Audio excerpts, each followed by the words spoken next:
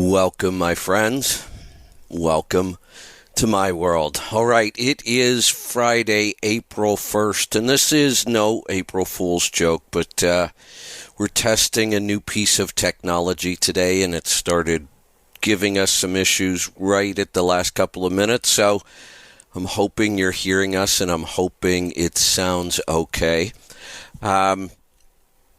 Also, my voice is still giving me problems from the truck show. At any minute, it could go out. So today is trucking efficiency and trucking technology and efficiency.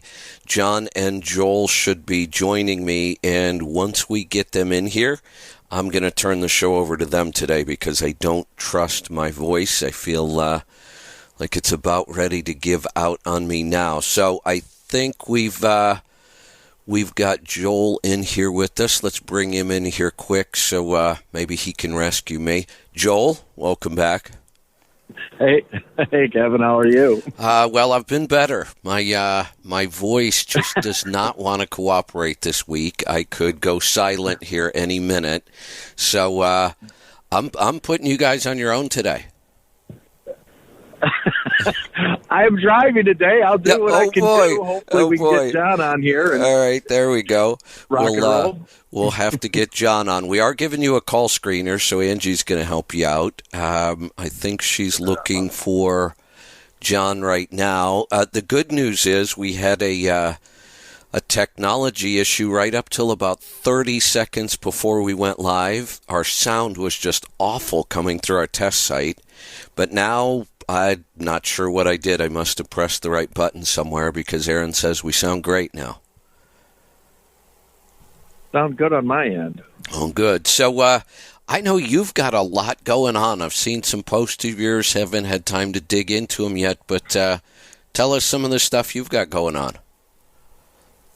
Oh, I've got a ton of stuff happening. I have a new iTorque truck being built. It was supposed to have been built this week. It's probably going to go down the line Monday.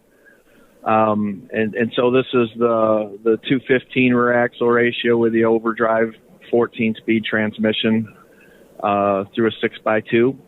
So this is going to be a real interesting truck. I have been driving one of my brother's fleet trucks, and so his truck is a 6x4 with a 226 and a 13-speed I-shift with an overdrive. So both trucks, aggressively downsped, performing very well, surprisingly well in the hills. The pulling power, little shot. I know that we had done some tractive effort calculations when we had you in training, and the numbers are spot on. The truck pulls exactly like the tractive effort calculations tell us it should. So it's very strong in the hills as we get a little deeper into gearbox at higher speeds than what people would expect. Doing some work with the people at AirDog on a revised second stage for the Volvo engines. Just a lot of stuff in general going on. Just a ton of stuff. Yeah, it sounds like it. This idea that we're talking about with the calculations, and what we're really talking about is similar to what happened with rear end ratios. In everybody's mind, if you had a low gear, a high rear end number, we go back to 390s, 370s. In everybody's mind, that meant it would pull good. And yet, it really didn't have much to do with anything if you didn't know all of the other numbers. And now we kind of do the same thing with horsepower and torque. Well, if you have all that horsepower, it should pull good. Except we know we have some 500 or 600 horsepower trucks that don't pull all that great. And these do with less horsepower. Explain that. Well, it's not necessarily less horsepower. It's all about taking that horsepower and torque curve, and then we're doing a tractive effort calculation that takes into consideration torque and horsepower at a specific RPM, and then it takes into consideration the gear steps in the transmission, the rear axle ratio, and the tire size at a given road speed. And that's what's important. To say I have a 700 horsepower engine honestly is meaningless. It does not tell you how that truck's going to perform in any given gear at any given speed with any given load. And that's what tractive effort does. We took it one step further in our training, where we actually took that horsepower and torque curve. We done the tractive effort calculation, and then we overlaid the base specific fuel consumption chart. And then so we could tell where our efficiency was going to be best, because we have the options of running in multiple gears. So we knew in what scenario that engine was going to be the most efficient. So, you know, the old way of kind of thinking of things was, well, the engine runs best in direct drive at 1,200 RPM. That may or may not be true. We may be better off at 920 RPM in a certain circumstance in our extreme overdrive, or we may be better in underdrive at 1,550 RPM. So these trucks are very adaptable, and they are very smart. They know what gear to be in when. The new IC system that Volvo has is map-based, so the truck actually knows what's in front of it before it even gets there. And it can start to make some decisions on what gear it needs to be in and why, based on elevation, temperature, load, road speed, all kinds of things. It's constantly updating and then putting you in the right gear, and it works very well. You know, that's interesting, because you and I have both been working on fuel economy for 25 or 30 years, and a lot of this is new. We didn't have access to a lot of this information. We didn't understand some of it. Now we're really finding that, like you said, there are very, very few simple answers like, well, this is the best way to do this. There are so many variables, and in the past we haven't really had the ability to calculate all those variables in, so we generalized and we did the best we could. But now we're getting down to these really specific parameters and measuring all of those variables, and we're coming up with very different answers than what we used to think sometimes. Absolutely. I mean, it's exactly what the car industry's been doing the last few years. You know, nowadays you get a 10-speed automatic in a car. It's not uncommon. That car is doing the same thing. It's taken a lot of things into consideration and making those calculations, you know, things we never thought about in the past, and it's making it work, and making it work to a very high degree. This is solving a lot of our emission system issues that we had in the past. Our productivity is much better. These trucks are much more efficient at high speed. Our startability is much better because the transmissions are going to have deeper starting gears now, and our overall ratios as fast as 1.60, which, you know, was unheard of just a couple of years ago, is going to be commonplace. We're going to start seeing this same type of setup, I'm sure, coming out of other manufacturers before long. There's just so much upside to it and very little downside. You know, I just thought of something, and we have talked about, you know, direct drive in a transmission, and, you know, the closer we get to direct drive, sometimes that's more efficient. It's not everything. For a while we thought, just keep it in direct. It's the most efficient gear we have. But now you've proven through a lot of this that you might lose some efficiency going into an overdrive, but in today's transmissions and drive lines, it's fairly small, and there's other places we're making up more efficiency. So that's another variable we weren't really able to figure out before. But I just got thinking about something when you said 1.6 in the rear end. Hell, we're approaching direct rear ends almost. Yeah, getting close. Yeah, there's no doubt about it. Getting very close to that. So yeah, there's a lot of things that we really need to pay attention to with these new ratios that are coming out, and it's going to surprise some people on the efficiency and the pulling power. The pulling power is what's going to throw most people for a loop. We're so used to thinking about being in one gear, getting a big hole and keeping it there. You know, it's all about top gear. And with today's iShift, for example, we're about 98% efficient in overdrive, 99% efficient in direct, and 98% efficient in underdrive. Far more efficient than the old manual transmissions, especially the double overdrive transmissions, which gives us a whole lot of flexibility to really take advantage of that gearbox and torque multiplication at highway speed, and that's something we've never been able to do in the past, and it's something that works very effectively. So my 1,850 pound-feet torque engine in 10th gear at 65 mile an hour is putting out, out of the transmission 2,350 pound-feet of torque.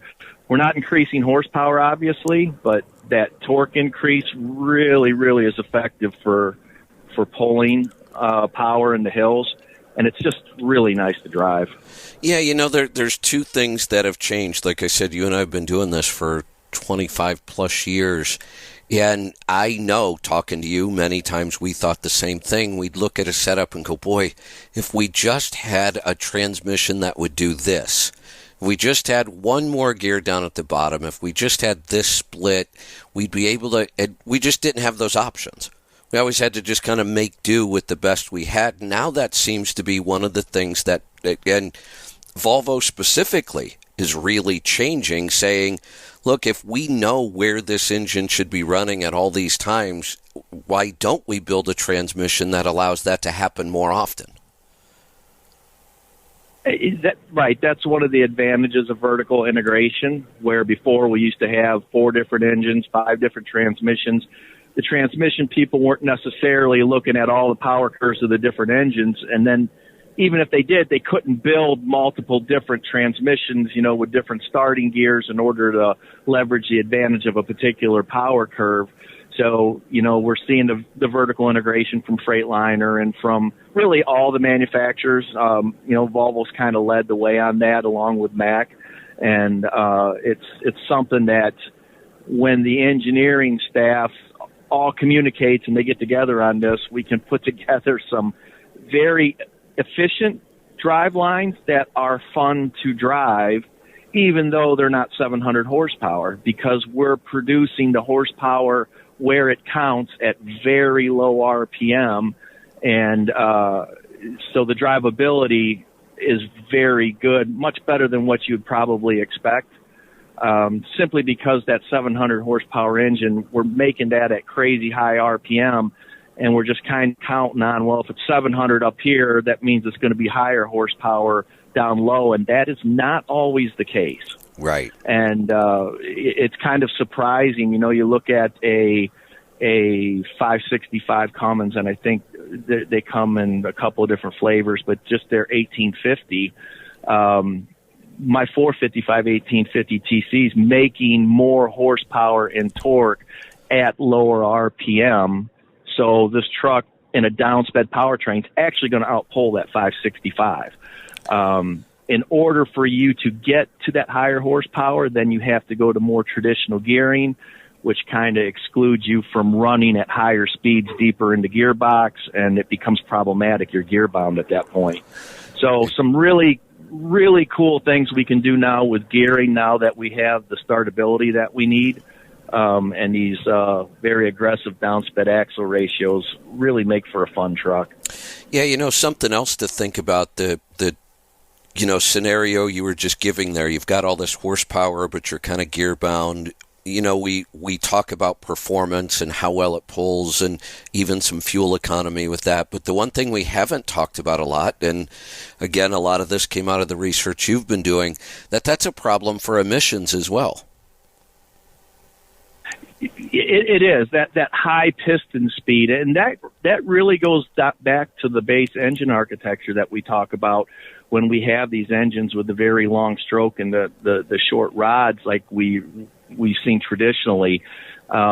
We don't even have consistent piston speed through the stroke when you have an engine that way. It accelerates very quickly from top dead center, and you have very little dwell time at top dead center with an engine that's set up like that, which is never good for emissions.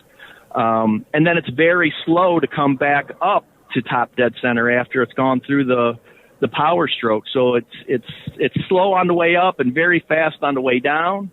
that big bore with the fast acceleration is putting a lot of G-force and a lot of stress and strain on that crankshaft, which has very little journal overlap. So, some of the things that we used to do for performance in the past is just going to kind of fade away. It sounds like most of the other engine OEMs, Detroit's already went to a very similar setup as the Volvo with the long rod, short stroke design. It sounds like the new international engine that Scania's producing that's coming over is going to be of a similar design to the Volvo. And I hear rumors that the 13-liter PACCAR is going to be completely redesigned with a very stout bottom end and that same type of design. They're going to shorten up the stroke and lengthen out the connecting rod, is my understanding. So it'd be interesting to see how these other engines come to market and what they actually end up looking like. It will be. We talked about that. I know I brought it up several times after the Volvo training, and it made so much sense to me. And you look at the other engines and you say, okay, if this makes so much sense, why are they still building theirs this way? And I said we should give them the opportunity to explain it. Come on and explain your engine technology. But if they're all going to start moving in that direction, then there really is no explanation. The explanation is this is a better way to build a diesel engine, and we should be building them all that way. Yeah, in the past, we always had problems when you went to the design like Volvo has. They would feel a little bit laggy because of that longer connecting rod. It has to be a little bit heavier, a little more stout to keep it from bending and flexing, so you got a little more weight in the rotating assembly. It takes a little bit longer to get the full volume because you are moving a little bit further. You have to have a little bit taller deck, full volume in the combustion chamber. But we overcome that today with technologies like turbo compounding and asymmetric turbos. They can really boost that low end performance that was kind of lacking in the past on engines that were designed that way. And so that's why I think we saw a lot of the engines from the 70s and the 80s and early 90s come out with the long stroke, short rod design, just because the acceleration felt snappy on that type of design. And it was a little snappier, no doubt about it. But now that we have these other technologies to compensate, we can kind of get rid of that design, even out the piston speed throughout the stroke. It's better for emissions. It gives us more dwell time at top dead center to kind of hold that combustion in for a split second. So we get even better burn. We're not the piston's not running away from the combustion event. And so it just works better for emissions. It works better for power. And like I said, with the different types of technologies we have to, either extreme turbocharging or turbo compounding, we can overcome some of the performance that was always an issue in the past. That brings up another good topic now that we're learning all this. If we look back, starting in the late 90s, early 2000s, when they really started dealing with emissions. Up until that point, it was just, the whole point of a diesel engine, we wanted more horsepower and torque. The whole progression up until that point was just build them bigger, more horsepower, more torque, which wasn't a bad thing. I mean, none of us want to go back to a 290 or a 318. But it seems like once the emissions started, it seems to me like the ability for dealers and salespeople to spec, it always seems like they're a generation behind. It seems like they came out with some emissions and said, we should start speccing trucks like this now.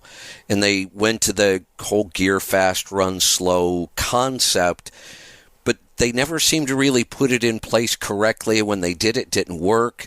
Are we finally going to get to a place where we know how to spec these trucks and we spec them right? It's shocking to me how many trucks are running around the country just spec'd all wrong. Yeah, I see it too every day, and I want to pull my hair out. But, I mean, this is technology that is very hard to get your mind around unless you're actually sitting in the seat and running it down the road and going, hey, yeah, that does work. Your salespeople are gun shy of this stuff because when we initially rolled out emissions engines, if you remember, there was the whole emission cheating scandal that happened early on. And so EPA said, look, we're done. We're going to accelerate the time frame because you guys are cheating the system. Right. And, we really kind of done it to ourselves in a certain sense, the OEMs did. And so they went to this accelerated schedule, and let's face it, we just weren't ready for it. And, the salespeople that were around at that time when they sold that first round of trucks and the customers were coming back wanting to scalp them, you can understand their hesitancy of trying something new once they found a spec that kind of worked for their customer. They just didn't want to deviate because they were afraid to do it.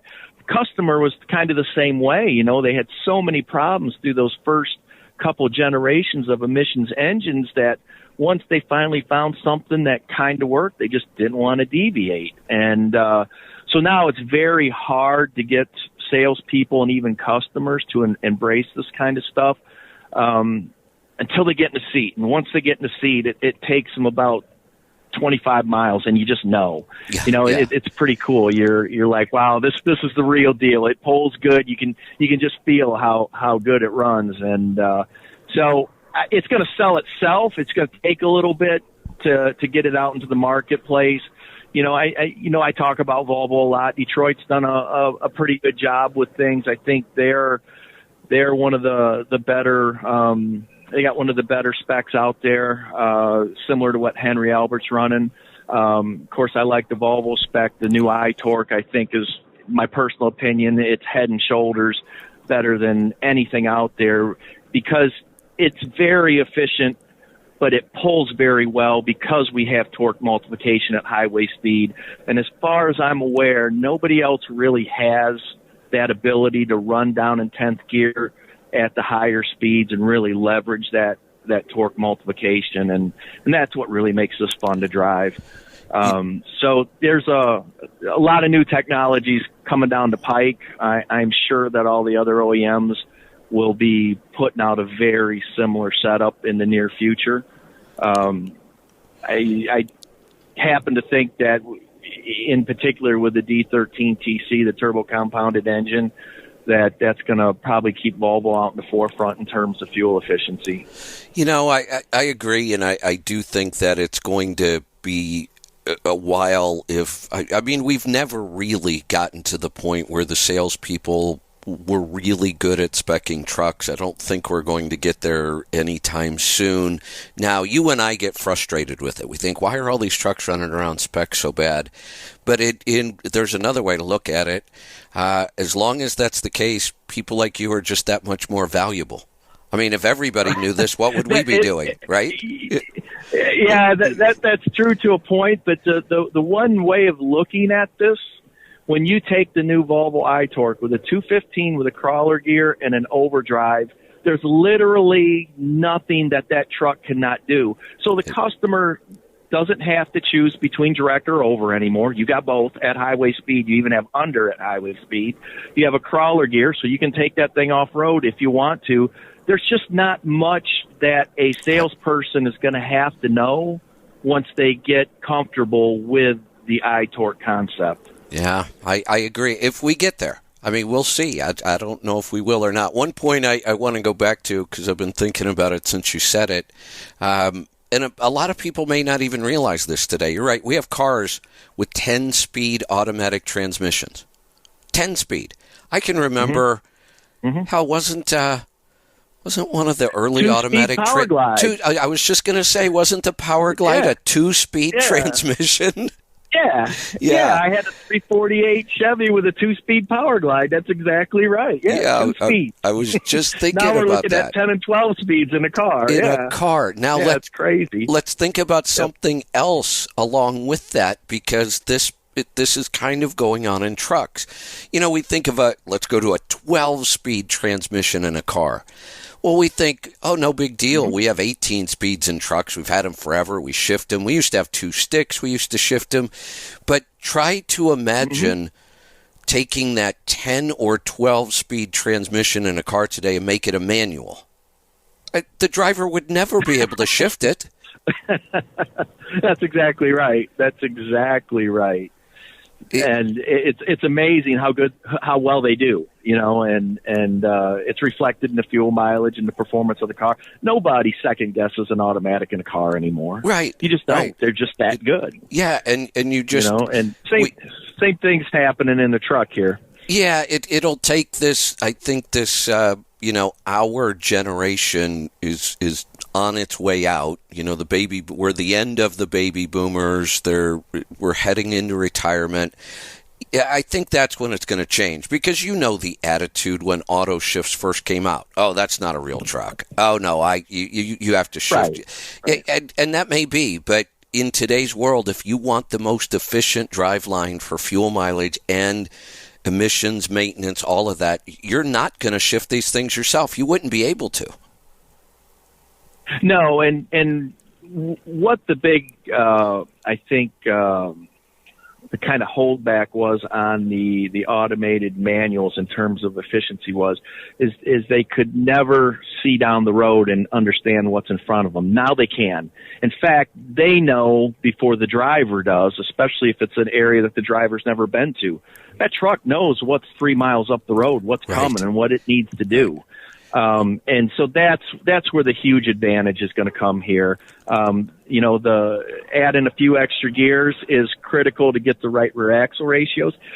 Just something really kind of fun to point out that I don't think most people think about. So what we done when we were looking at this iTorque is we took a topography map of the United States. And when you break the highway average grades out, so you got about 60% of the United States is 0.8% grade or less. And then you're looking at 30% is 1.25%.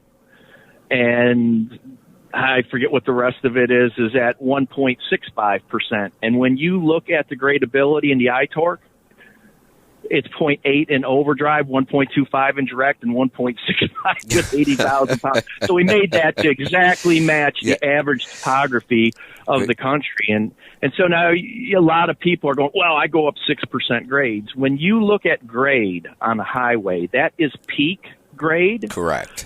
And you can pretty well bet that actual grade is about half of what the peak grade is. So when you think you're pulling an 8% grade, you're probably pulling a 4% grade in reality, and it has a peak of 8 at some point. Right. And so that's important to understand. The other thing that's important to understand is if I took a actual 6% grade and you take momentum out of the equation, with 80,000 pounds to maintain 65 mile an hour up that grade requires 1,125 horsepower. Right, which we are never going to produce out of a diesel engine that's efficient. We're just not going to do it. Right. Yeah. Right. That's exactly right. The 455 and 500. It's plenty if the engine's making the horsepower at a low enough RPM, and we have the gearing to leverage the benefits of the torque and the horsepower that it's making.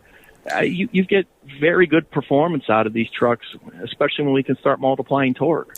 Well, and here's the other thing. And highway speeds. That's what's important. Yeah. Well, here's the other thing to think about. Like you said, they took the numbers for average grade, all that, and they matched the transmission to the averages around the country. Now, somebody's going to say, well, I run west out of Denver every day. Well, okay. Mm-hmm. You're going to have some issues, but you're going to spend more time in those grades, but so what? This truck's been designed to do that. We're not saying that you're screwed if Correct. Correct. It does good in all of these situations. That's the point of it. And the other thing, if you look at the amount of time on a trip you spend at any real grade, we're down to seconds. I mean, at the end of the trip, you might be able to measure it in minutes, but not many minutes.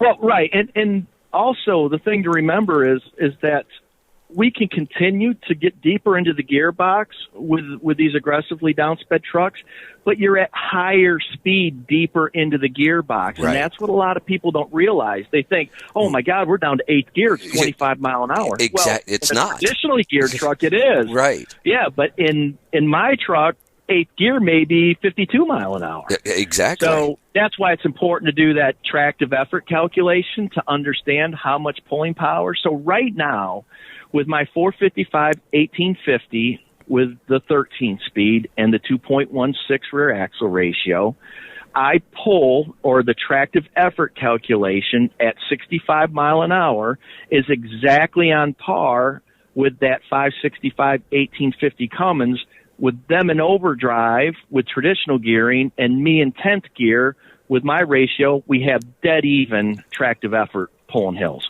And we know which one's going to work better. I have the exact same.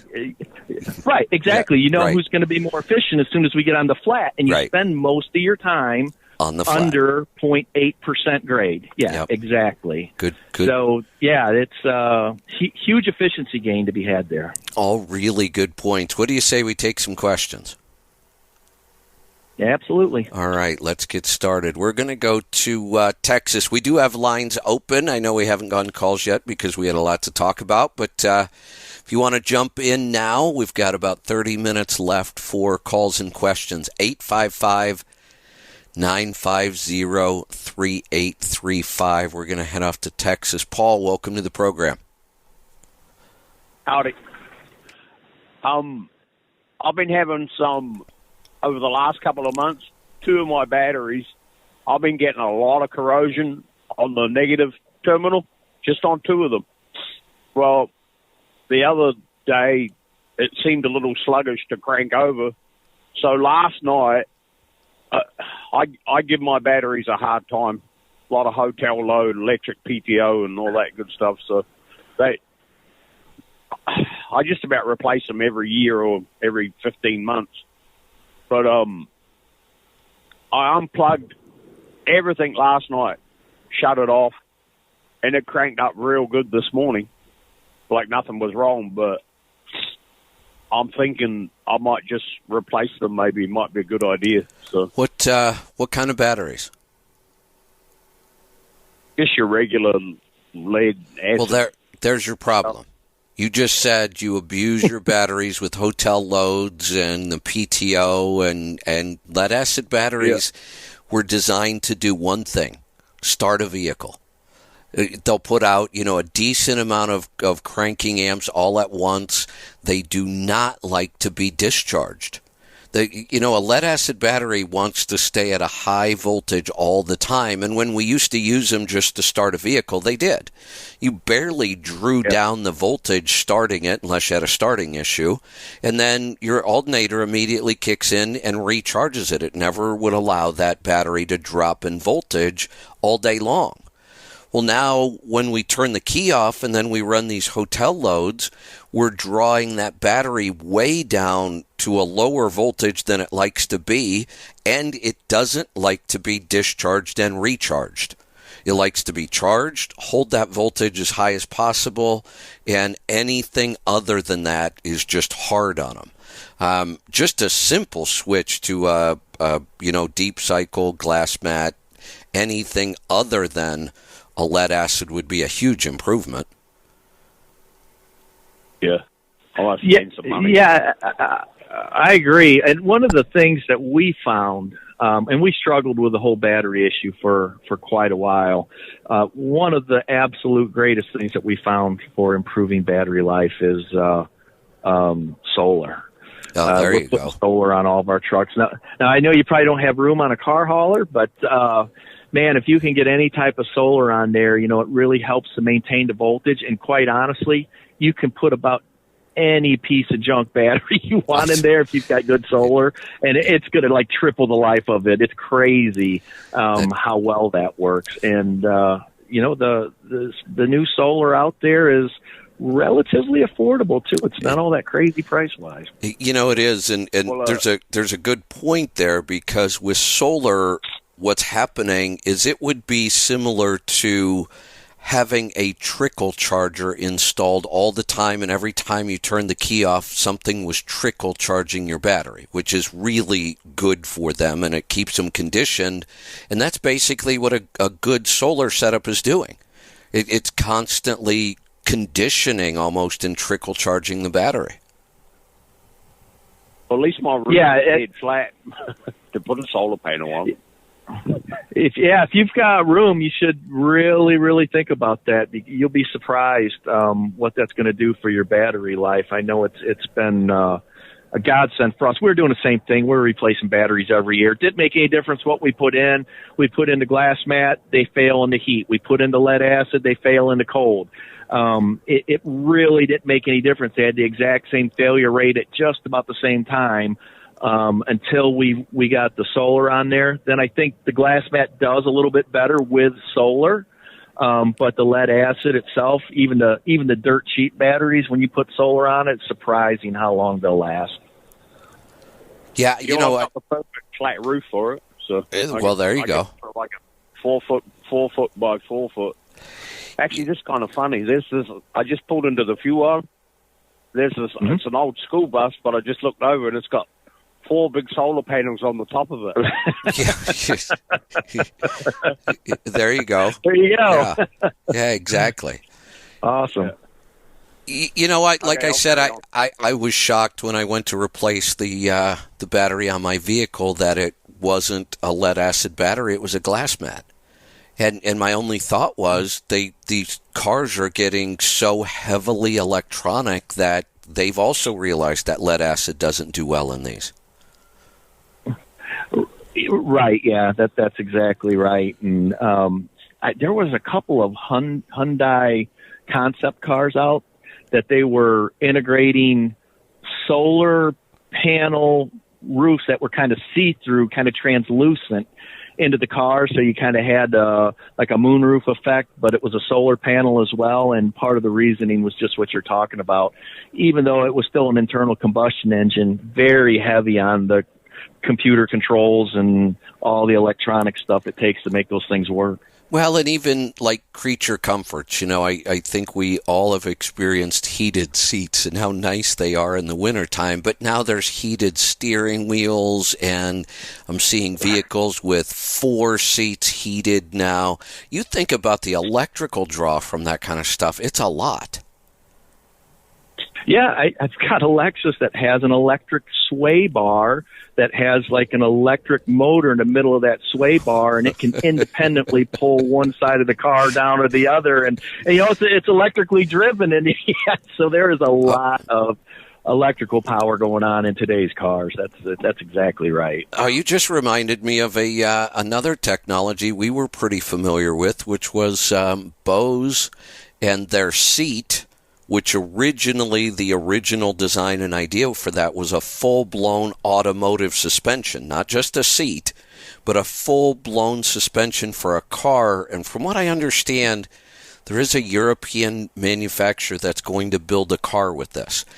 But now your suspension is controlled by like servos, like electromagnetic. These things draw a lot of power. The biggest problem they had to solve with the seat was when they got the seat to work right, it would draw the batteries down. They had to go back to the drawing board and say, look, we can't ask these trucks to put in bigger alternators. We got to solve this. And they figured out, along the same lines of the axles we have now, the motion of the seat became its own power generator. They started pulling power off the motion of the seat, and they had to, just to make the seat functional, even with those 4 big batteries we have in trucks.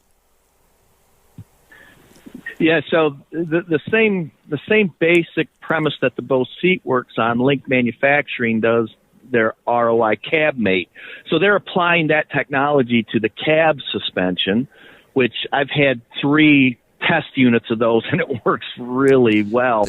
Where that technology originated from was General Motors was trying to come up with a shock absorber for the Corvette that they could instantly change the dampening rates and they're passing electrical current through this special oil that it has metallic particles. It's crazy, but it works.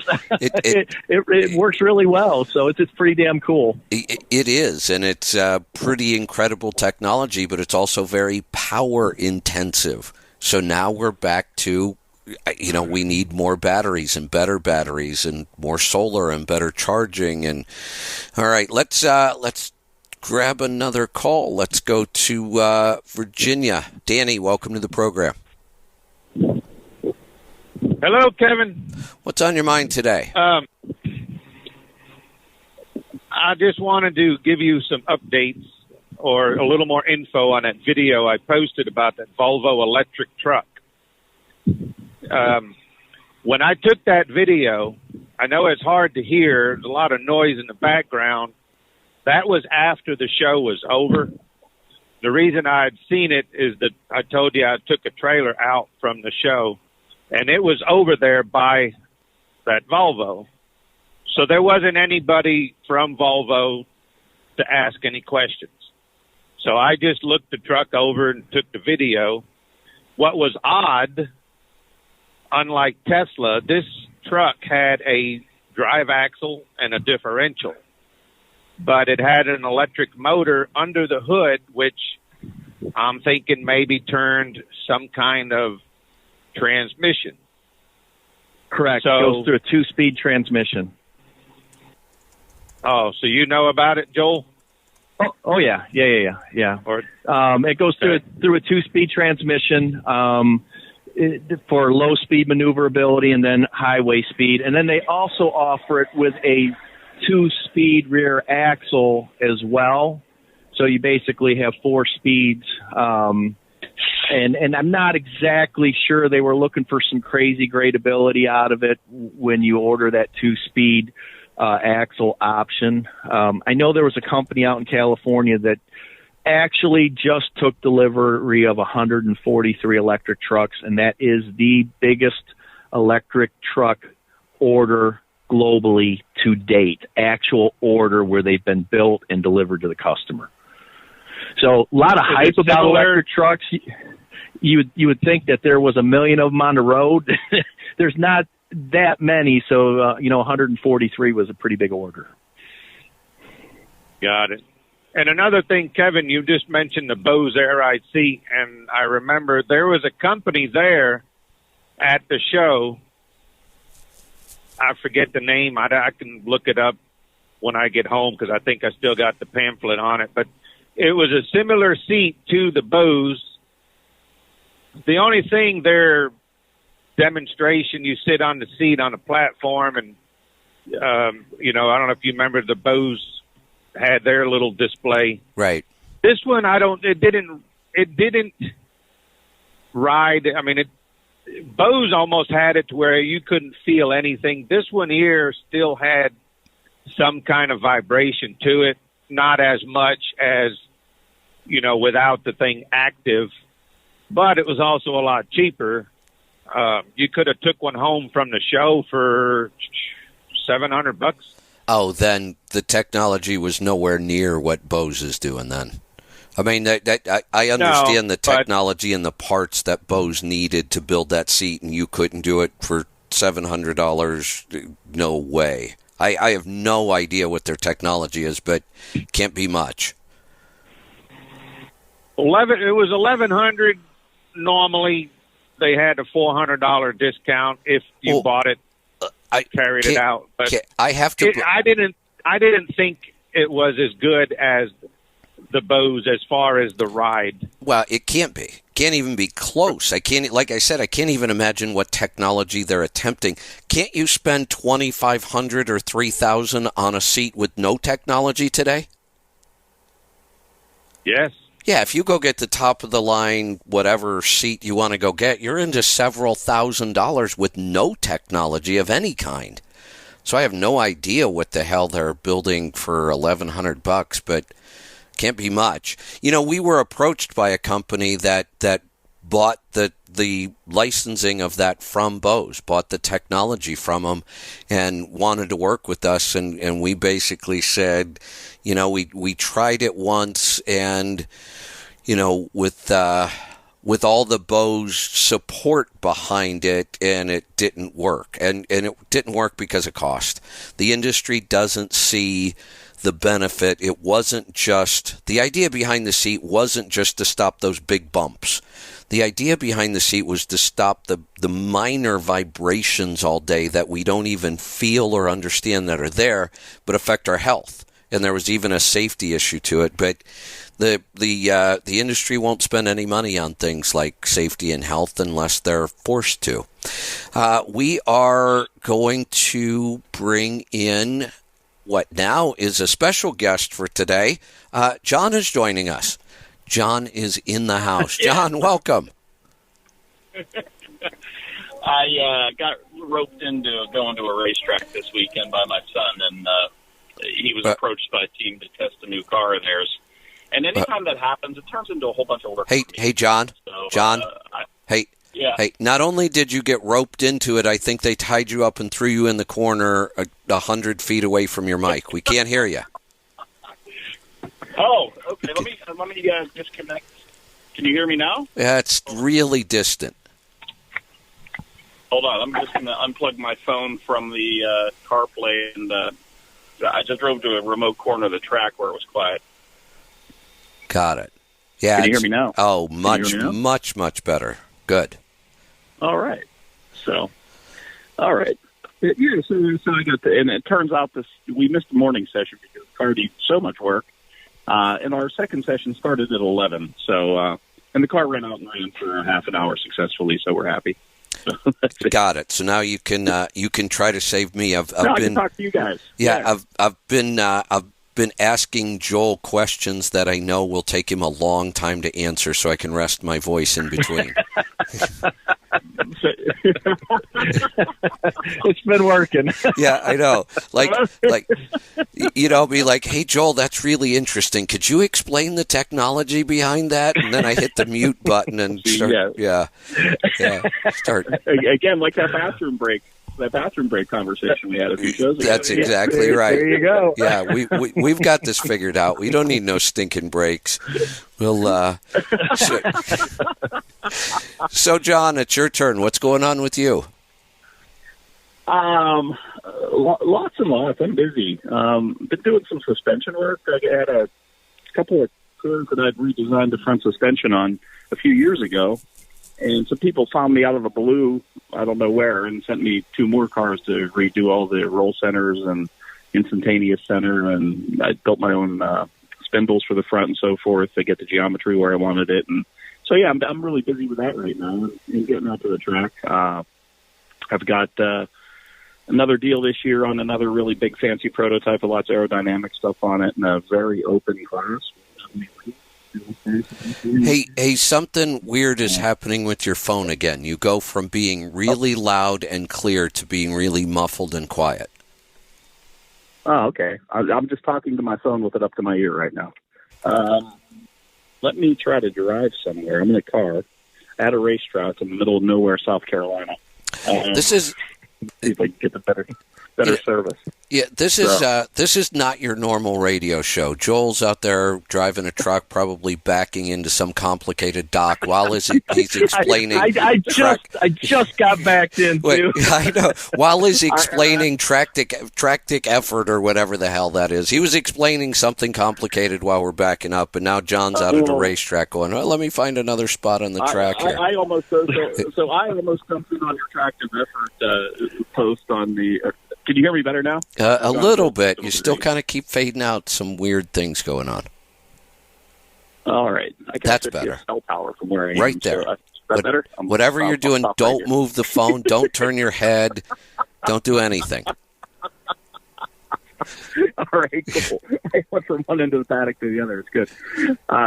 So, yeah, the tractive effort, that was fantastic when you were talking about the changes to your bus and the horsepower and torque numbers. And I just wanted to chime in there and say, have you forgotten your training, Kevin? You know what happened here? You need to look at that curve of those numbers that they gave you. So, see where here's a question for you, John. Here's a question for you. Since I don't I don't understand the whole thing behind the tuning and what happens in the background. I kind of have a general overall idea of what's going on. So when somebody goes in and they tune an engine, do they have the ability to produce the base-specific fuel consumption chart then to go along with that so you can really understand what really just happened, or no? Yes and no. With the correct equipment, yes. With the equipment that was used on Kevin's bus, no. In my mind, and you can slap me upside the head you would here calculate, if you think I'm wrong. It after the fact. To me, if I'm going to have somebody tune something, they damn well better bring me tractive effort and a BSFC chart overlaid with a new power curve so I understand exactly what just happened. Because, I mean, otherwise you're just kind of guessing. You are. Right. Okay. I never knew that for sure. I didn't understand what was going on there. So you cleared up some things for me. And I think that so when they tune, they go in and they move around timing curves and fueling curves and pulse widths at different times at different requested torques. When you push on a pedal, you request a certain torque number, that's calculated, and then it applies fuel at a certain rate and changes the timing at a certain rate. And so they just go in there and tweak on that stuff until they get the number that they like on their dyno. Nothing. You could go back and calculate BSFC, I believe. Maybe not with what they use. The dyno at Pittsburgh Power is a classic water brake dyno. You just spin the engine the whole way up and load it and yank it down, and then it figures everything else out from there. If it were a eddy current dyno, electronic dyno with the correct controls and so forth, I think that would be easier to calculate that stuff.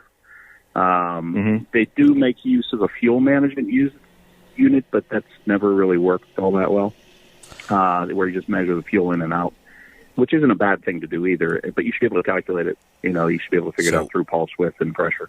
So, yeah, I was going to say maybe one of the things we'll be able to do through all this is get to a point where that is how we start to tune trucks. Well, you would think that would be the ideal way because, okay, you have a tune put on your coach. You should be able to say, okay, when I'm in top gear, before I had this many pound-feet of tractive effort, now I have this at this speed and this RPM. And that at that point, we can start saying it's going to be more fuel efficient because we're seeing a drop in parasitic drag, but we're seeing an increase in tractive effort. Yeah, if driven correctly, we could say, absolutely, there is potential for fuel efficiency increase. Right now, we don't know that. All we know is we've got more power. It may be more fun to drive. Is it more efficient? We can't really say. So far, it's probably not. And I've been having a little more fun with it and, seeing what it'll do. But so far, I'm not seeing any significant increase. I could say, yeah, we're up a couple tenths maybe on average, but I haven't really done a long, day of 10 or 12 hours, and I've been back and forth, more on the between kind of Cleveland and Pittsburgh area. I don't see, if I get it out on the open road and I really start playing with it and paying attention, I'm sure I'll be able to get my fuel mileage up some. But you also have to remember, I went in and I said, look, guys, I don't even want to mess with fuel economy. Just make it fun to drive. They succeeded. Sure, absolutely. It's really fun.